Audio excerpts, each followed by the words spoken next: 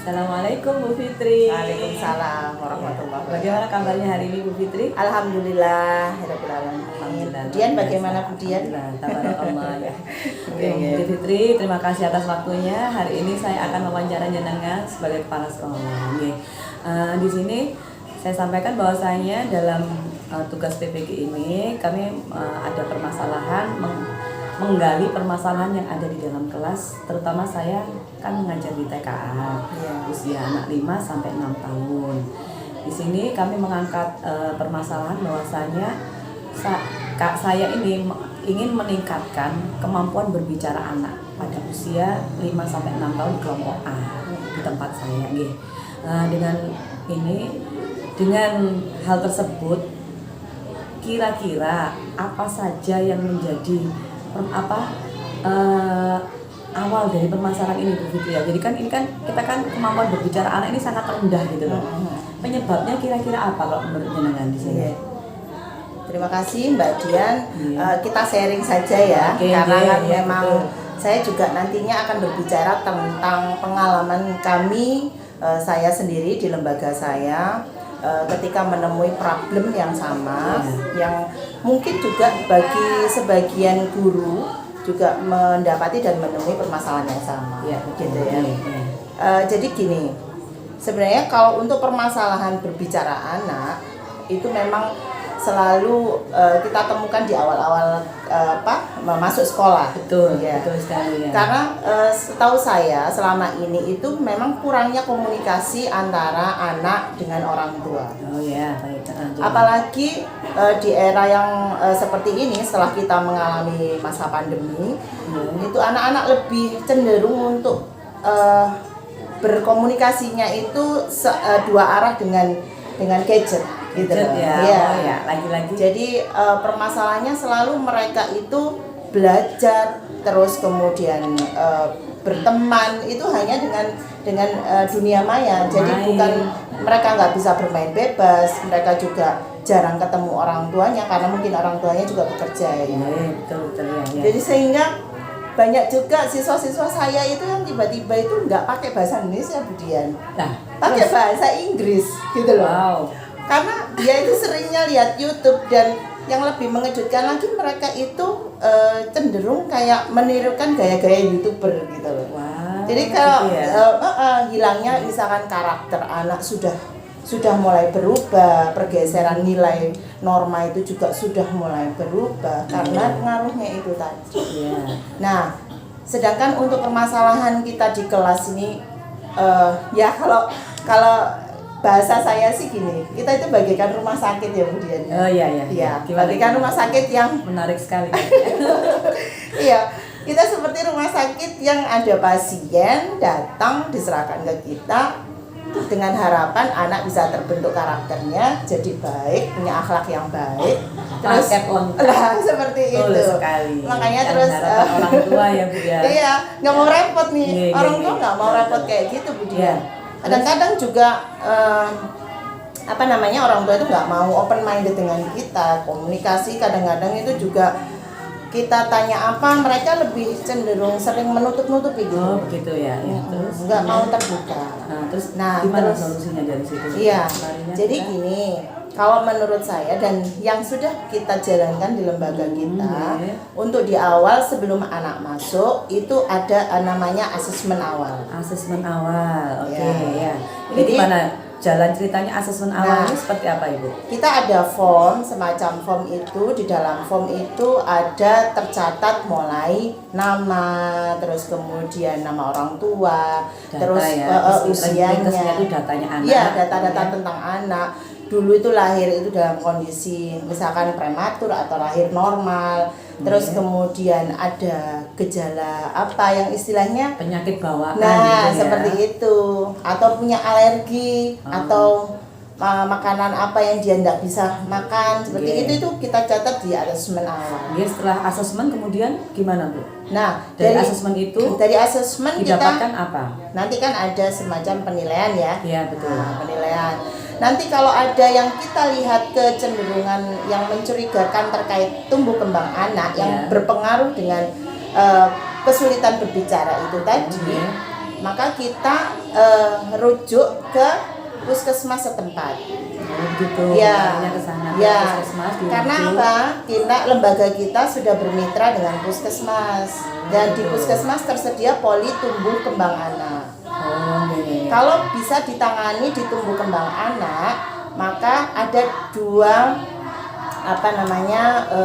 terapi yang bisa diberikan. Yang pertama terapi baik itu terapi bicara maupun secara psikologis. Misalkan ditemukan ternyata hubungan komunikasi yang kurang baik antara anak dengan orang tua, maka orang tuanya itu diberikan terapi juga, Budian. Jadi selain anaknya, orang tuanya juga diberikan terapi. Oh begitu ya? Iya.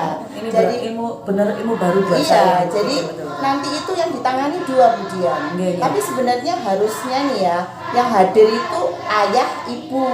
Tapi terkadang itu ayahnya yang nggak mau. Iya, itulah yang akhirnya menjadi hambatan buat kita. Jadi nggak bisa hasilnya nggak bisa maksimal ya. Betul. Bu Fitri, ya. Makanya terus akhirnya ini juga menjadi salah satu hambatan-hambatan buat permasalahan-permasalahan. Baik, jadi selain kurang komunikasi, kemudian ada asesmen awal. Dari asesmen awal kita dapatkan suatu hasilnya ini nanti dibawa ke lembaga sekolah. Iya, sebagai tujuannya sebagai pegangan untuk para guru untuk bisa memberikan pengajaran yang itu loh maksud saya. Berarti dari hasil tadi kita diambil sama guru untuk dijadikan pegangan untuk apa saja yang akan diberikan, karena kan apa saja, karena kan berbeda toh Budian. Kalau anak-anak yang yang duduk anteng konsentrasi, anak visual, auditori, kinestetik itu kan sudah berbeda dengan anak-anak yang memang berkebutuhan khusus. Mohon maaf ya,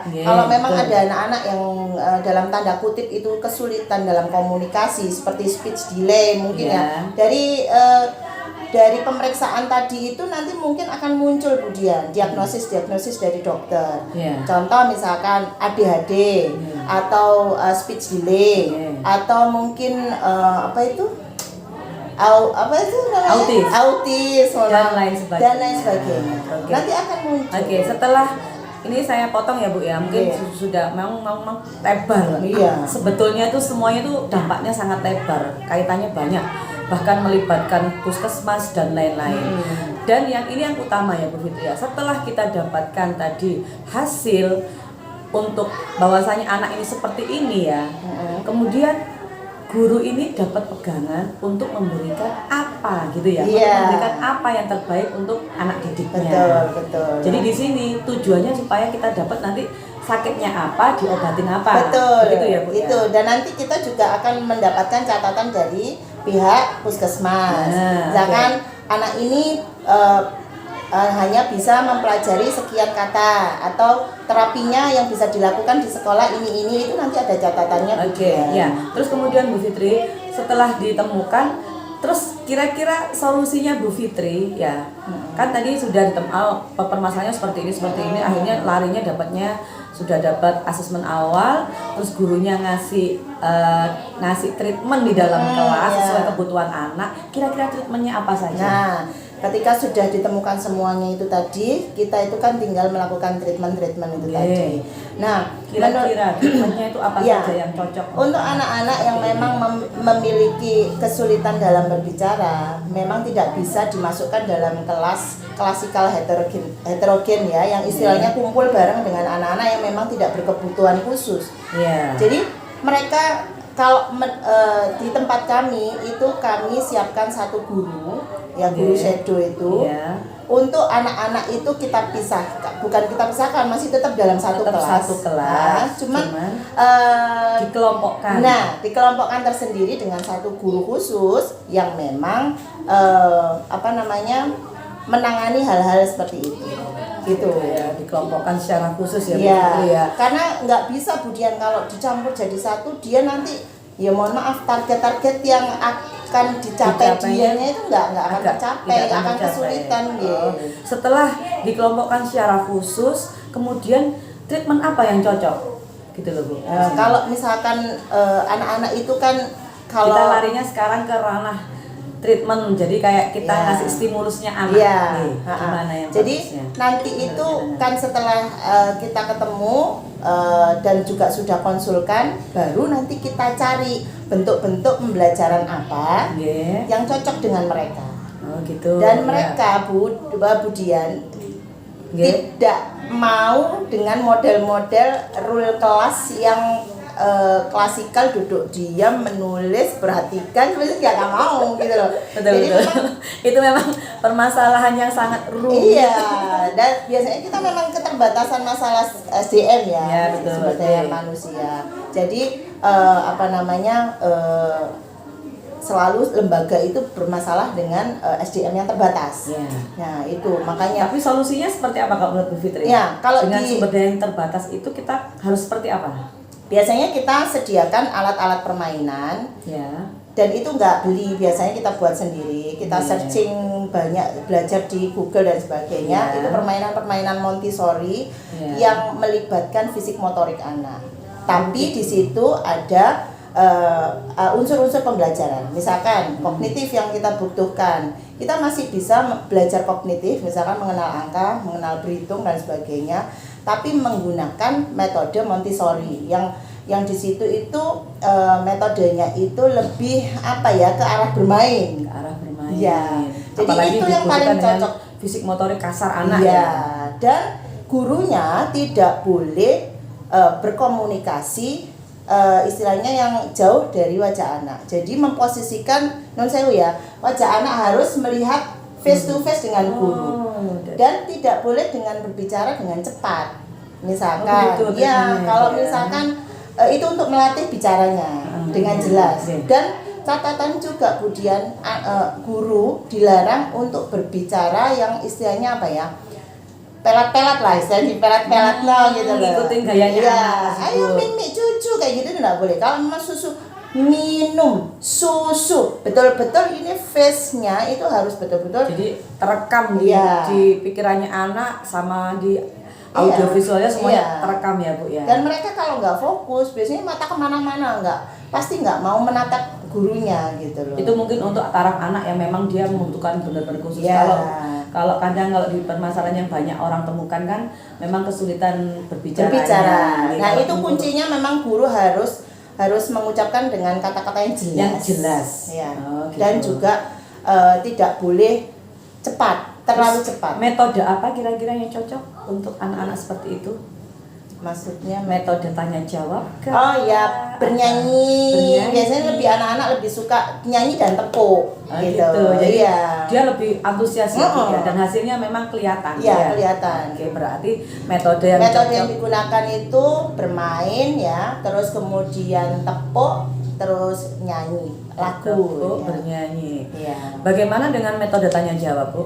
Kalau tanya jawab mereka jarang bisa menjawabnya dengan maksudnya dengan jawaban yang kita harapkan. Terkadang itu. Kenapa? Kadang kalau problemnya itu dengan anak-anak yang permasalahan fokus, Iya. permasalahan fokus itu mereka nggak akan jawab pertanyaan kita gitu loh. Walaupun kita bertanya, iya. Iya. Dan itu susah sekali mereka untuk istilahnya untuk memberikan feedback jawaban kepada kita. Oke, berarti Iya. banyak sekali ya ilmu yang saya dapat hari ini, luar biasa.